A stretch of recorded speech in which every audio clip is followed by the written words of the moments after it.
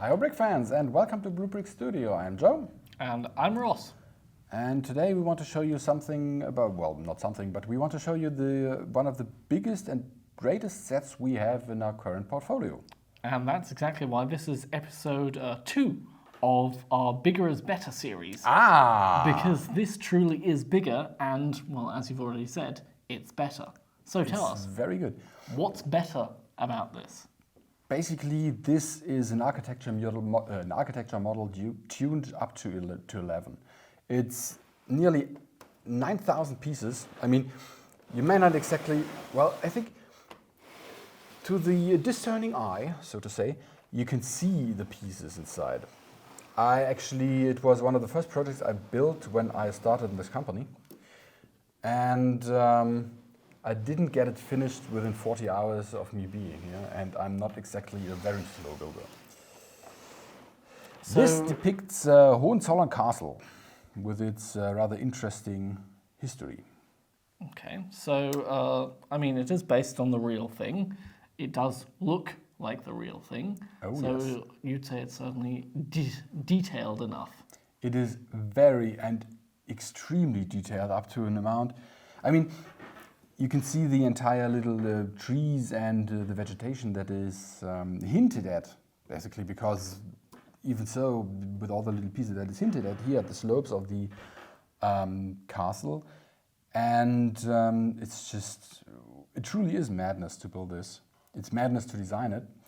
And if you're interested and moderately versed in German, we actually made an entire video series about this regarding the entire development of this set. Whereas the designer tried to do it with, or the goal was to do it within 4,000 or 5,000 pieces. At the end, it's nearly 9,000 pieces. So you have an idea about the development process and the challenges that he faced. So you completely overshot the mark, but by doing so made it much better. Yeah, because, with architecture model, the problem is that you have to capture, basically, the entire, image, the impression the entire area gives you.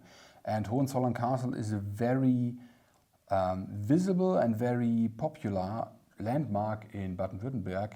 And as such, it is very important to get everything right. We have the castle in itself, Yes. which I like because very classic in architecture, set style, with the little windows here, built with the Warner bricks, and that's impressive itself. But what I find cool is the sloping walkways that go all the way around here and rotate down till you get out here. I find that's captured really nicely as well. You can look through them and see how it's built, and I find that's quite impressive to build the entire walkway that slopes all the way up like a snake to the top of the castle. It's even more impressive because you've got two spirally things, one on top of the other, and if you were a tiny little person, you could basically just walk there and it's really open the entire way around. There's stuff inside that you do not really see anymore once you finish building it. And the techniques are challenging, to say the least, not at least because of the sheer size of the thing, but it's really worthwhile once you've completed it, and it is an impressive centerpiece on any sideboard, table, or whatnot. So the idea with this, like many architecture sets, is that you have to build it to really grasp the full grandeur scale of it.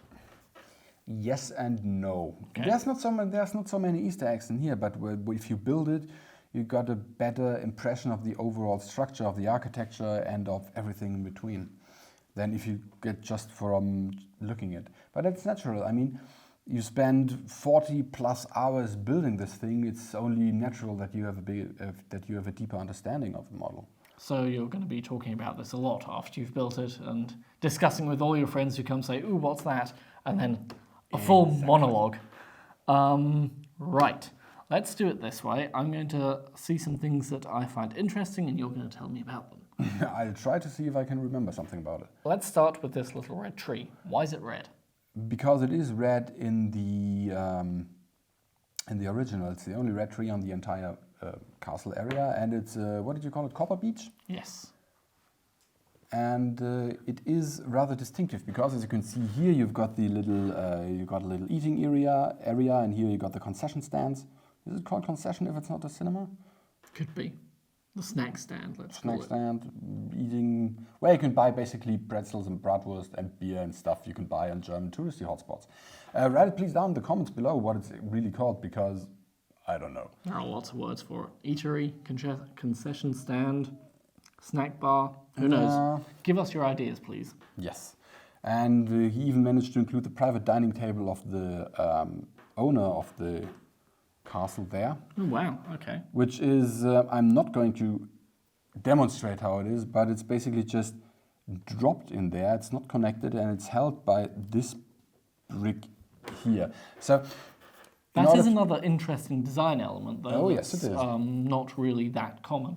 So a few different ideas here. It's well, just putting things inside there and trying to fixate on something is more common than we actually, well, I personally actually like, because I like my stuff being, I like my models to be stable. So you can just carry them around. You do not have to worry about stuff falling out. But So in essence, you want to shake it and nothing happens, more or less. Exactly, but it's not possible, especially not on this scale. With all the weird angles it is.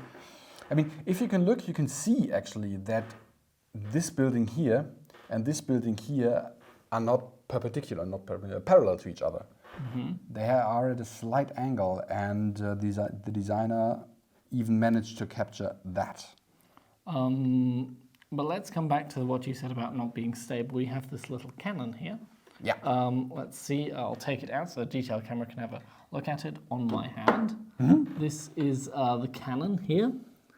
And you said it rests in real life just somewhere in this, as you can see on the detail camera there, it rests somewhere in there.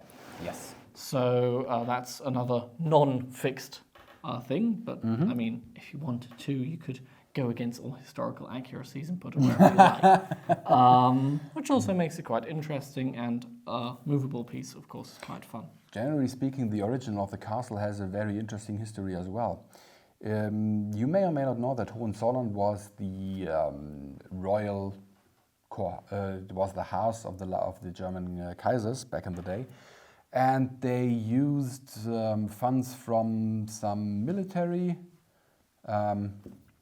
coffers, so to speak, to rebuild and recreate this castle as they thought it should be. I'm not exactly right sure, but I'm sure we can put the link to the Wikipedia article down below if you're interested. It's a very interesting history, and you will find lots of stuff about it, which you can actually also find in that model.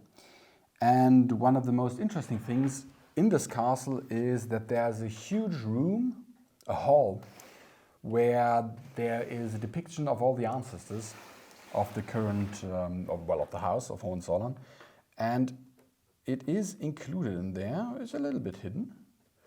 But if you wiggle and wobble and remove this part of the roof, you can basically pull it out. Ah. And as you can see, the entire room is not a square. And if you flip it open, you have a nice print that shows the room in its, or well, it gives you a hint of the room in its glory. Well, it's very much different to our Bigger is Better series of the Burj Khalifa, which is just a building. But to have removable pieces, and now that I can see through there, there are more things to see that have been included in there as well. I mean, if you remove it, you can look inside the big hall there, but to see that, you're just going to have to build the set. Exactly. But, I mean, very cool that they've thought of all these little interesting tidbits to put in. But, of course, we don't want to spoil it all for you guys. Nope. And as Joe said, you're right, you'll have to build it yourself. Yes, so, I mean... Check it out if you're interested in that kind of Certainly. set or in that kind of buildings. You will not be disappointed, but be warned, it will take you about 50 hours to build the entire set, give or take 10. It is not difficult, but it is challenging. Time-wise. And there are times, for instance, this building here took me more than 8 hours of pure build time because it's a lot of different tiny little pieces you put together to achieve the look you want, which is also the look of the original. But after you've done that, you have a very cool castle that's based on a real thing, and of course another talking piece in your home. Exactly. So, yes. And it is a talking piece, and also, let's be honest, something to show off to your friends and to impress them with, that you have the patience and the skill to build that. Certainly. All right. So here you see it once more. Joe will turn it around for you again. Yes. So if you want, check it out in our shop. And don't forget, you can never have enough bricks. There will be more. So see you next time. And have fun building. Exactly. Goodbye. Goodbye. It is impressive. It really is. And heavy. And very heavy. You're going to carry it. All right.